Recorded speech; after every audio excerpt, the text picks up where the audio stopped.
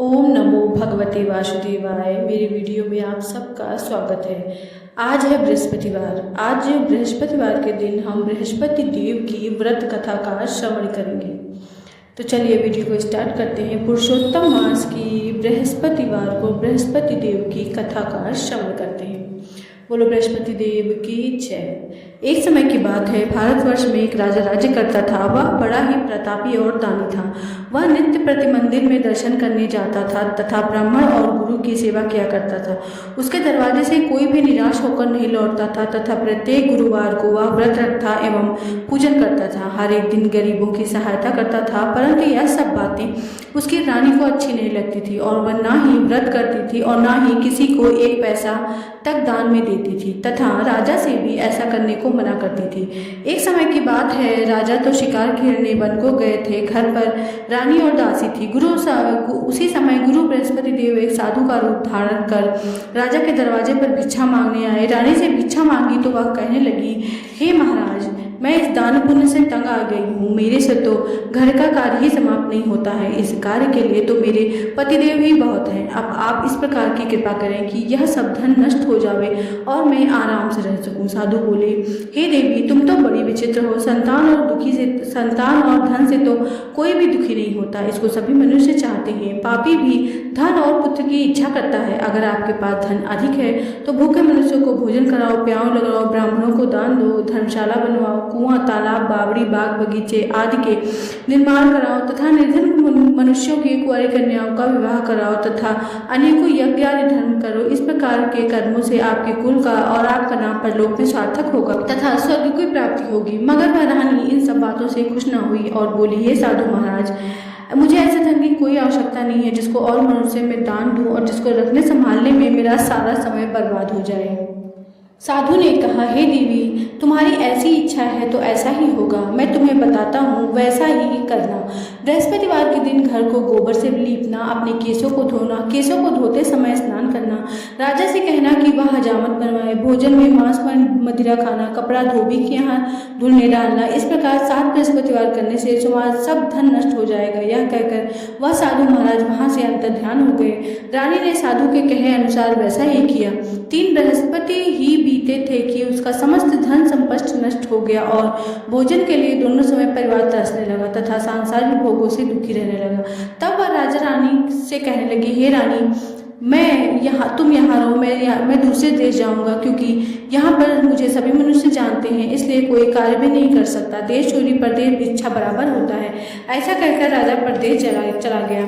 वहाँ जंगल में जाता और लकड़ी काट कर लाता और शहर में बेचता। इस तरह जीवन व्यतीत करने लगा। इधर राजा के घर रानी और दासी दुखी रहने लगी। किसी दिन जल पीकर सो जाती, किसी दिन भोजन के बिना ही सो जाती। एक समय रानी और दासी को 7 दिन बिना भोजन के व्यतीत हो गए तो रानी ने अपनी दासी से कहा, हे दासी, यहाँ पास के नगर में मेरी बहन रहती है। वह बड़ी धनवान है। तू उसके पास जा और वहाँ से 5 सेर बेझर मांग के ले आ, जिससे कुछ समय के लिए गुजर हो जाएंगे।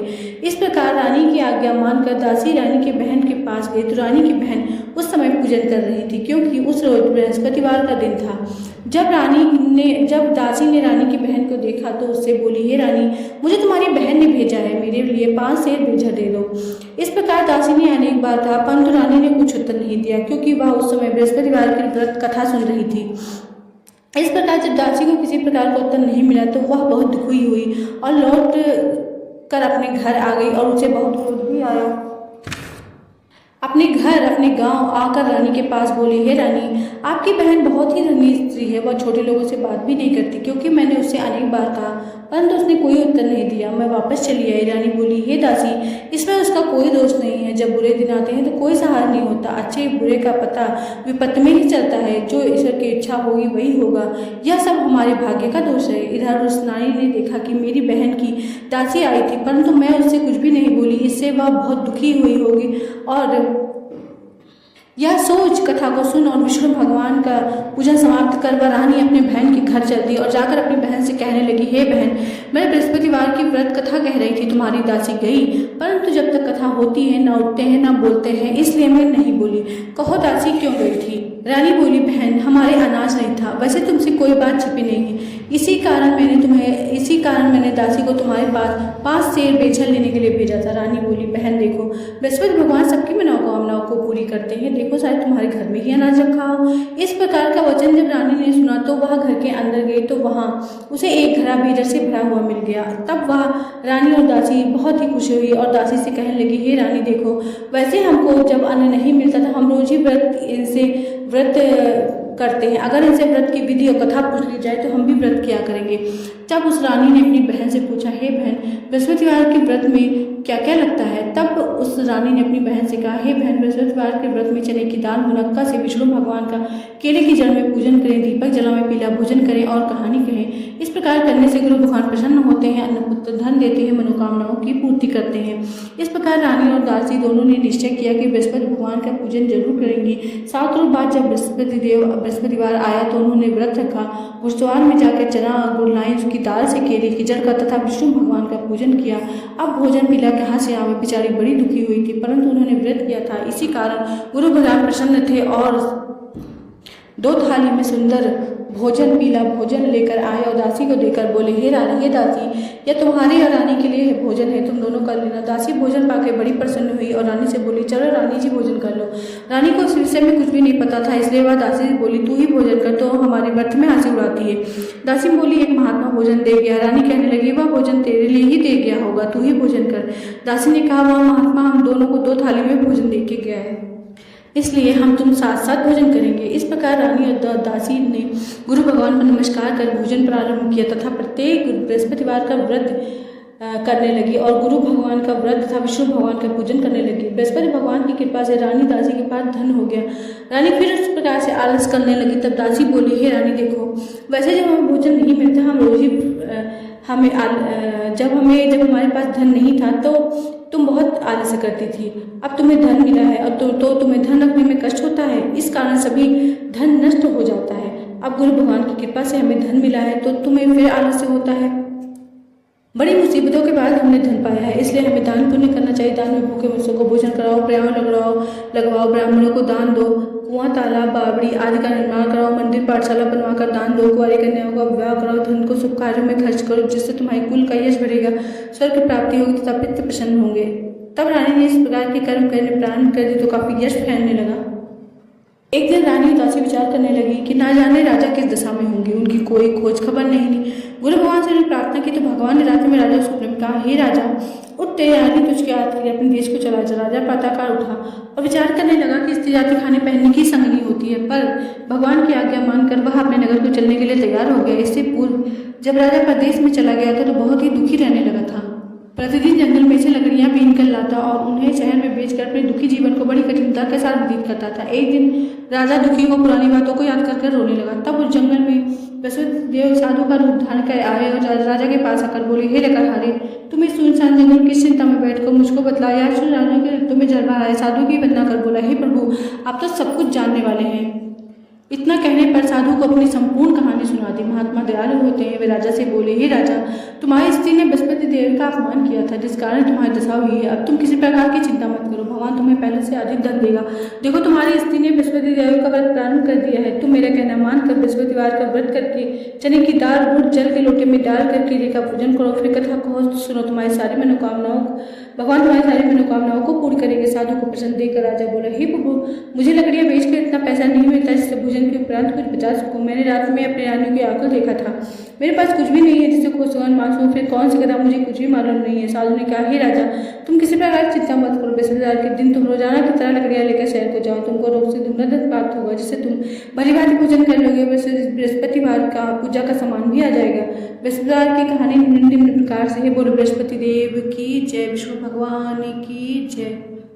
प्राचीन काल में एक ब्राह्मण था, वह बहुत ही निर्धन था, उसकी कोई भी संतान नहीं थी। उसकी स्त्री बड़ी मलिनता के साथ रहती थी, वह ना स्नान करती ना ही किसी देवता का पूजन करती थी। प्रातःकाल उठते ही सर्वप्रथम भोजन करती, बाद में कोई कार्य करती थी। इससे ब्राह्मण देवता बहुत दुखी रहते थे, बेचारे बहुत कुछ कहते थे किंतु उसका कोई परिणाम नहीं निकलता था। भगवान की कृपा से ब्राह्मण की स्त्री से कन्या रूपी रत्न पैदा हुआ। वह कन्या अपने पिता के घर में बड़ी होने लगी। वह बालिका प्रातःकाल उठकर स्नान कर विष्णु भगवान का जप करने लगी, बृहस्पतिवार का व्रत करने लगी और अपने पूजा पाठ को समाप्त करके स्कूल जाती तो अपनी मुट्ठी में जौ भरकर ले जाती।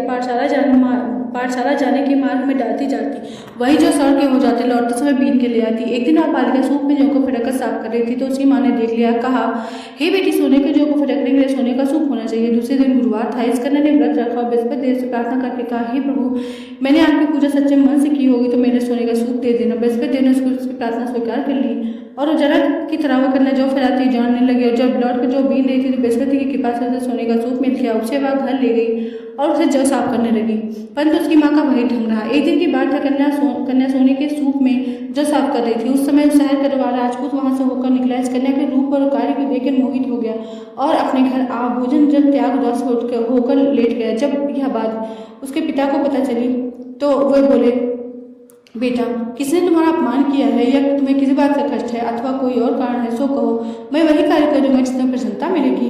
अपने पिता के राजकुमार ने बातें सुनी तो बोला, आपकी कृपा से मुझे किसी बात का दुख नहीं है, न ही मेरा किसी ने अपमान किया है, परंतु मैं उस लड़की के साथ ब्याह करना चाहता हूँ जो सोने के सूप में जौ साफ कर रही हो। यह सुन राजा चल पड़ गया और बोला, हे बेटा, तुरंत इस लड़की का पता लगाओ, वो लड़की कहाँ की है, कहाँ रहती है। तब मंत्री लड़की कन्या का पता लगाए और राजा के लड़के का विवाह उस कन्या के साथ संपन्न हो गया। राजकुमार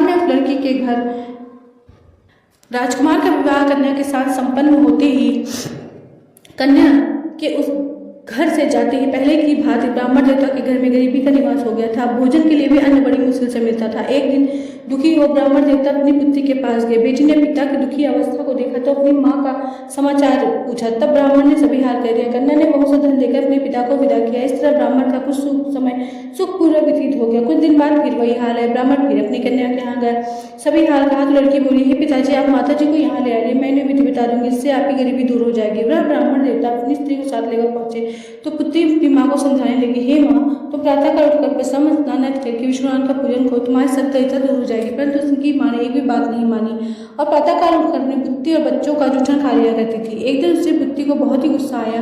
रात को उठी, सभी सामान निकाल माँ को सिंह बंद कर दिया। प्रातः काल उसने माँ को निकाला और स्नान आदि करवा कर पूजा पाठ करवाई तो उसकी माँ की बुद्धि भी ठीक हो गई और वह पुत्रवती हो गई और तथा ब्राह्मण भी इस लोक के सुख को भोग कर स्वर्ग को प्राप्त हुए। धीरे धीरे समय व्यतीत होने पर फिर बृहस्पतिवार का दिन आया तो राजा जंगल से लकड़ियां काट के शहर में बेचने गया। उसे उस दिन की अपेक्षा आदि धन मिला। राजा चना आदि गुड़ लाकर बृहस्पतिवार का व्रत ही करना भूल गया। इस कारण बृहस्पति भगवान नाराज हो गए थे। उस दिन उस नगर के राजा ने विशाल यज्ञ का आयोजन किया था तथा शहर में यह घोषणा करवा दी थी कि कोई भी मनुष्य भोजन नहीं बनावेगा, जो ना ही आग जलावेगा। समस्त प्रजा मेरे यहाँ भोजन करने आएगी। जो इस आज्ञा को नहीं मानेगा उसको फांसी की सजा सुना दी जाएगी। इस तरह की घोषणा संपूर्ण नगर में करवा दी गई थी। राजा की आज्ञा अनुसार शहर के सभी लोग भोजन करने गए, लेकिन लकड़हारा कुछ देर से पहुंचा, इसलिए राजा उसको अपने घर ले गए।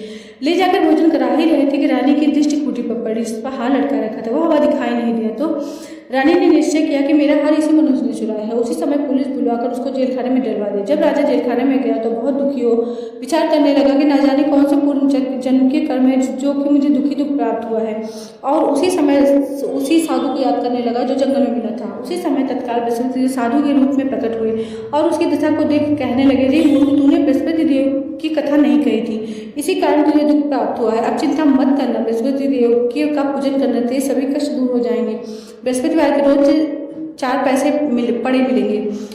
राजा ने कथा कही। उसी रात्रि को बृहस्पति देव ने उस नगर के राजा को स्वप्न में कहा, हे राजा, तुमने जिस आदमी को बंद कर जेल खाने में बंद कर रखा है वह निर्दोष है, वह राजा है, उसको छोड़ देना। रानी का हार खूंटी पर टंगा हुआ है, अगर तू ऐसा नहीं करेगा तो मैं राज्य को नष्ट कर दूंगा। इस तरह के रात्रि स्वप्न देख राजा प्रातः काल उठा तो लकड़हारे को बुलाकर क्षमा मांगी और उसको योग्य सुंदर आभूषण देकर विदा किया। गुरुदेव की आज्ञा अनुसार राजा अपने नगर को चलने के लिए तैयार हो गया। जब राजा नगर के निकट पहुंचा तो उसे बड़ा ही आश्चर्य हुआ। नगर में पहले से अधिक बाग, तालाब, कुएं, मंदिर, बहुत सी धर्मशालाएं आदि बनी हुई थी। राजा ने पूछा कि यह सब किसके बाग और धर्मशाला? तब नगर सब लोग कहने लगे, यह सब रानी उदासी की है। तो राजा को आश्चर्य हुआ और गुस्सा भी आया। जब रानी ने यह खबर सुनी कि राजा आ रहे हैं तो उसने दासी से कहा, हे दासी, देख, राजा हमको कितनी बुरी हालत में छोड़ के गए थे, वह हमारी ऐसी हालत देखकर लौट न जाए, इसलिए तू दरवाजे पर ही खड़ी हो जा। रानी की आज्ञा अनुसार दासी दरवाजे पर खड़ी हो गई। जब राजा आए तो उन्हें साथ लेवा ले आई। तब राजा ने क्रोध करके तलवार निकाली और पूछने लगे, बताओ तुम्हें धन कैसे प्राप्त हुआ है। तब रानी ने सब कहा, यह सब धन बृहस्पतिवार के व्रत के प्रभाव से प्राप्त हुआ है। यह सब धन बृहस्पतिवार के व्रत के प्रभाव से प्राप्त हुआ है। राजा ने निश्चय किया कि 7 रोज बाद तो सभी बृहस्पतिवार को पूजन करते हैं, परंतु मैं रोजाना दिन में 3 बार कहा करूंगा और हर रोज व्रत किया करूंगा। अब हर समय राजा के दुपट्टे में चने की दाल बंधी रहती थी। एक दिन राजा ने विचार किया कि चलो अपनी बहन क्या हुआ। इस तरह निश्चय कर राजा घोड़े पर सवार हो अपनी बहन क्या चलने लगा। मार्ग में उसने देखा कि कुछ आदमी एक मुर्दे को लिए जा रहे हैं। उन्हें रोक राजा कहने लगा, अरे भैया मेरी बृहस्पति की कथा सुन ले। वो बोले, हमारा आदमी मरा है और इनको अपनी कथा की पड़ी है। परंतु कुछ आदमी बोले, कहो हमारी कथा भी सुन लेंगे। राजा ने दाल निकाली। जब कथा आधी हुई तो मुर्दा हिलने लगा। जब कथा समाप्त हुई तो राम राम करके खड़ा हो गया। आगे मार्ग में उसे किसान खेत में हल चलाता हुआ मिला। राजा ने उसे देखा और बोला, अरे भैया मेरी बृहस्पति की कथा सुन ले। किसान बोला, जब तक तेरी कथा सुनूंगा ना तब तक 4 हलैया जोत लूंगा, जा अपनी कथा किसी और को सुनाना। इस तरह राजा आगे चलने लगा। राजा के हट्टे बैल पछाड़ खाकर गिर गया और उसके पेट में बहुत तेज दर्द होने लगा। उसी समय उसकी माँ रोटी लेकर आई थी, तो उसने यह सब देखा तो अपने पुत्र से सभी हाल पूछा। तो बेटे ने सभी हाल कह दिया। तो बुढ़िया दौड़ घुड़सवार के पास गई और बोली, मैं तेरी कथा सुनूंगी, तू अपनी कथा मेरे खेत पर ही चलकर कहना। राजा ने बुढ़िया के खेत पर जाकर कथा कही। कथा सुनते ही उसके बैल खड़े हो गए और किसान के पेट का दर्द भी बंद हो गया। राजा अपनी बहन के घर पहुंच गया। बहन ने भाई की खूब मेहमानी हुई। दूसरे रोज प्रातःकाल राजा जगा तो देखने लगे सब लोग भोजन कर रहे हैं। राजा ने अपनी बहन से कहा, ऐसा कोई मरी हुई मनुष्य नहीं है जिसने भोजन नहीं किया हो और मेरी बृहस्पतिवार की कथा सुन ले। बहन बोली, हे भैया यह देश ऐसा ही है, पहले यहाँ लोग भोजन करते हैं, बाद में कोई कार्य करते हैं, अगर कोई पड़ोस में हो तो देखा हो। ऐसा कहकर वो देखने चली जाती है, परंतु उसे कोई भी नहीं मिलता जिससे भोजन नहीं किया हो। अतः वह कुम्हार के घर गई जिसका लड़का बीमार था। उसे मालूम हुआ कि 3 रोज किसने भोजन नहीं किया उसके यहाँ। तब रानी ने अपने भाई की कथा सुनने के लिए कुम्हार से कहा तो वह तैयार हो गया। राजा ने जाकर बृहस्पति की कथा कही, जिसको सुनकर उसका लड़का ठीक हो गया। अब तो राजा की प्रशंसा होने लगी। एक दिन राजा ने अपनी बहन से कहा, हे बहन हम अपने घर को जाएंगे, तुम भी तैयार हो जाओ। राजा की बहन ने अपनी सास से बोली। सास बोली, हाँ चली जा, परंतु लड़के को मत ले जाना क्योंकि तेरे भाई की कोई औलाद नहीं है। बहन ने अपने भैया से कहा, भैया मैं तो चलूंगी परंतु कोई बालक नहीं चलेंगे। राजा बोला, जब तुम ही नहीं चलोगी तो बालक चल के क्या करेंगे। बड़े दुखी मन से राजा अपने नगर को लौटाया। राजा ने अपनी रानी से कहा, हमने ऋषि राजा हमारा मुंह देखने का धर्म आदि नहीं है और कुछ भोजन आदि नहीं किया। रानी बोली, हे प्रभु बृहस्पति ने सब कुछ दिया है तो हमें औलाद भी अवश्य देंगे। उसी रात को बृहस्पति ने राजा सपने में कहा, हे राजा सभी सोच को त्याग के रानी गर्भ से है। राजा को यह बात सुनकर बड़ी खुशी हुई। 9वें महीने में उसके गर्भ से सुंदर पुत्र पैदा हुआ। तब राजा बोला, हे रानी इससे बिना भोजन के रह से बिना कहीं नहीं रह से, जब मेरी बहना तो कुछ मत कहना। रानी ने सुनकर हाँ कर दी। जब राजा की बहन ने सुबह समाचार सुना तो बहुत खुशी हुई और बधाई लेकर अपने भाई के घर आ गई। तब रानी ने कहा, घोड़ा चढ़कर आए, गधा चढ़कर आए। तब राजा की बहन बोली, भाभी मैं इस प्रकार नहीं कहती, तुम्हें औलाद कैसे मिलती। बृहस्पति ऐसे ही हैं, जैसे जिसके मन में कामनाएं होती है सभी को पूर्ण करते हैं। जो सद्भावना पूर्वक बृहस्पति का वध करता है, पढ़ता है, सुनता है, दूसरों को सुनाता है, बृहस्पति सभी मनोकामनाओं को पूरी करते हैं। भगवान बृहस्पति उसकी सदैव रक्षा करते हैं। संसार में सद्भावना से भगवान जी का पूजन व्रत सच्चे हृदय से करते हैं तो उसकी सभी मनोकामनाएं पूरी होती हैं। जैसी सच्ची भावना से राजा रानी ने कथा को गुणगान किया तो उसकी सभी इच्छाएं बृहस्पति जी ने पूरी की। इसलिए सबको कथा सुनने के बाद प्रसाद लेकर जाना चाहिए, हृदय से मनन करते हुए जय जयकार बोलते हुए जाना चाहिए। बोलो बृहस्पति देव की जय। इति बृहस्पतिवार व्रत कथा समाप्त। बोलो बृहस्पति देव की जय, विष्णु भगवान की जय। पुरुषोत्तम मास के इस पावन महीने पर आज बृहस्पतिवार के दिन बृहस्पति देव की कथा सुनिए और पाइए भगवान विष्णु और बृहस्पति देव का असीम कृपा, उनका आशीर्वाद। वीडियो अगर पसंद आए तो लाइक शेयर सब्सक्राइब जरूर करिएगा। मेरे चैनल पर इसी तरीके की वीडियोज आपको मिल जाएंगी। बोलो बृहस्पति देव की जय, विष्णु भगवान की जय।